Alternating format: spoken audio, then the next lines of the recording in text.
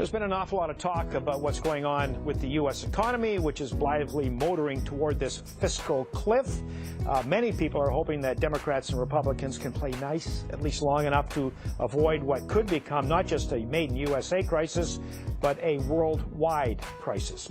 Now, one group offering a solution is called No Labels, a grassroots movement made up of people from different parts of the political spectrum. We're joined now by No Labels co-founder Jonathan Miller, also founder of the recoveringpolitician.com. Good to see you again, sir. Good morning. Great to be back with you. Well, you know, one of the things that so many of us have talked about, certainly you've been seeing this happening over the years, but it seems the two parties in the United States are just getting entrenched in positions from which nobody has the nerve to budge. And so they can't meet somewhere in the middle. How do you propose you can get them to do that? You know, we've always had partisanship in our country, and two healthy parties is a good system.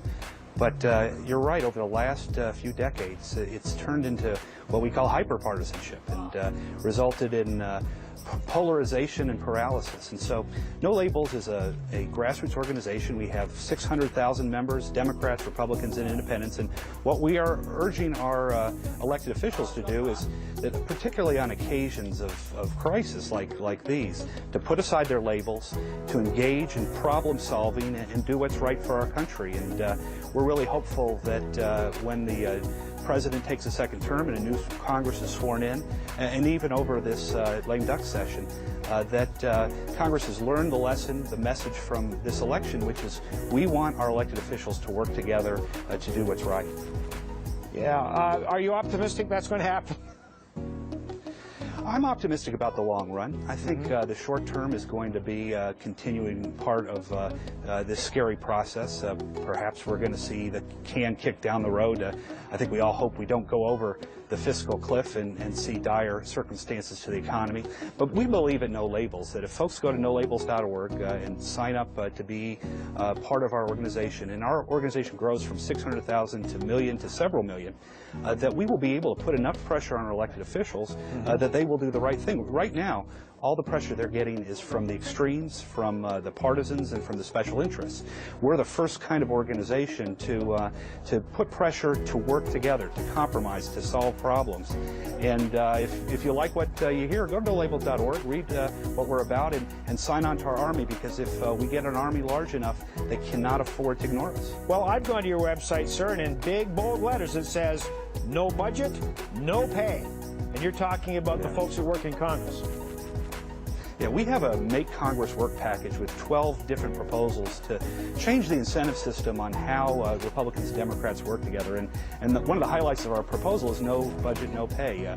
If Congress does not pass its budget on time, they won't get paid. And if they do it late, they won't get any back pay. And so the incentive will be to stop the partisanship, stop the bluffing and all the high-risk negotiating, and get the job done on time so that the economy will survive. California's got this kind of model, and we'd like to see no budget, no pay come up in America. And again, if you go to nolabels.org, you can read all about that and all the other 11 proposals that we have in the hopper. Sir, we've been showing the folks at home a graphic of all these proposals, and I'm sure most of them make a lot of sense. I'm not sure about empower the sensible majority. I think we can all agree that most folks are sensible, but we seem to have a structure that if you try to be sensible and you reach across the aisle, you cease to be sensible, and now you're a traitor.